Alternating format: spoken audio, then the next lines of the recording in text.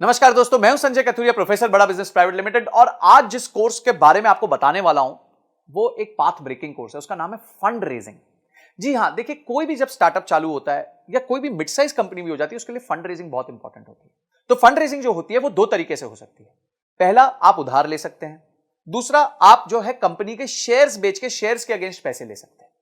तो आप कौन से तरीके से जाना चाहेंगे, ये आपको ध्यान रखना है। तो इस कोर्स में हमने बताया कि अगर आप शेयर्स बेच के पैसा रेज करना चाहते हैं तो किन किन चीजों का आपको ध्यान रखना है। उसके लिए आपको इन्वेस्टर्स के सामने पिच करना पड़ेगा। देखिए, उधारी में क्या होता है, उधारी तो बड़ी सिंपल है। आप गए, आपने प्रोजेक्शन दी, आपके पास कोई जमीन है, उस जमीन के वैल्यू के अगेंस्ट आपको लोन मिल जाएगा और आप धीरे धीरे उस लोन को चुका देंगे। पर जो निवेशक होता है, जो आपकी कंपनी में इक्विटी लेता है, वो आपके साथ पार्टिसिपेट करता है, आपके दुख सुख का साथी होता है। तो इसीलिए उसको आपका बिजनेस के समझना बहुत ज्यादा जरूरी होता है। और इसमें आपको बहुत चीजों का ध्यान रखना पड़ता है। पहले आपको ध्यान रखना पड़ता है कि किस तरीके के निवेशक को आपको आपको जिसके पास जाना चाहिए, आपका ऑब्जेक्टिव क्या है फंड रेज करने का, आपको इन्वेस्टमेंट चाहिए क्यों, आपका बजट क्या है, आप क्या करोगे उस पैसे के साथ। उसके बाद जब आप पैसे ले लोगे तो उसमें कहां उसको निवेश करोगे, निवेश करने के बाद किस तरह के रिटर्न्स कमा के दोगे। समझिए, आज आपका रेवेन्यू 1 करोड़ रुपए साल का है और आपने 5 करोड़ रुपए रेज किए, तो इस 5 करोड़ के साथ क्या आप अपने बिजनेस को 1 करोड़ रुपए साल के से लेकर 10 करोड़ तक लेके जा सकते हैं।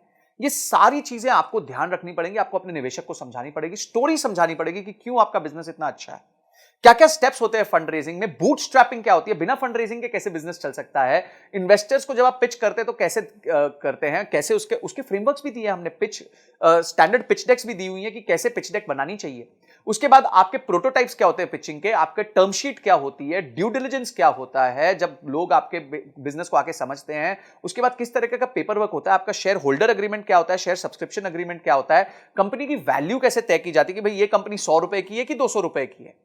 उसके बाद आप एंजल इन्वेस्टमेंट कैसे ला सकते हैं, वेंचर कैपिटलिस्ट को कैसे ला सकते हैं। और उसके साथ साथ हमने ये देखा है कि कुछ अच्छे एंटरप्रेन्योर्स से मिलकर हमने ये पता किया कि उन्होंने फंड रेज कैसे किया था, उनकी जर्नी कैसी रही है, उनके लिए कभी क्या प्रॉब्लम्स आई और उस प्रॉब्लम्स को उन्होंने कैसे सॉल्व किया। और अंत में जाके बॉम्बे स्टॉक एक्सचेंज में घंटी बजानी है, आईपीओ लेके आना है। तो किस तरीके से आप अपने बिजनेस को बिल्ड कर सकते हैं, कि इन्वेस्टमेंट बैंकर कौन होता है, उसका रोल क्या होता है आपके बिजनेस में, और किस तरीके से आपको फंड लाके देता है। आप उसके बाद इन्वेस्टर रिलेशंस कैसे मैनेज करते हैं, जब निवेशक बोर्ड पे आ जाता है उसके साथ कैसे अपना आप रिलेशन मैनेज करेंगे। ऐसी 32 पावरफुल वीडियोस हमने बनाई हैं जिसमें case studies, examples, real life cases हमने लिए हैं, जिसको आप यूज करके फंड रेजिंग कर सकते हैं। तो बाप रे, इतना सुनने के बाद ही आपको मन करना चाहिए कि मैं इस कोर्स को अनलॉक कर लूं, इमीडिएटली अनलॉक कर लूं और जाके सारे वीडियोस को ध्यान से पढूं, उसको इंप्लीमेंट करूं और उसके बाद उसके रीडिंग मटेरियल्स को पढ़ के उसको और डीप में समझूं। तो ये सारी चीजें हमारे एक ही कोर्स में इतना सब आपको मिल जाएगा, इतनी सारी आपकी प्रॉब्लम सॉल्व हो जाएंगी।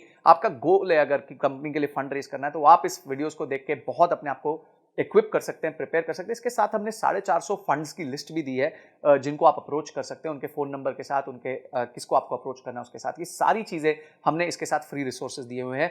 तो इमीडिएटली जो है एक्शन लीजिए, क्योंकि एक्शन के बिना कोई परिवर्तन नहीं आएगा, कोई चेंज नहीं आएगा।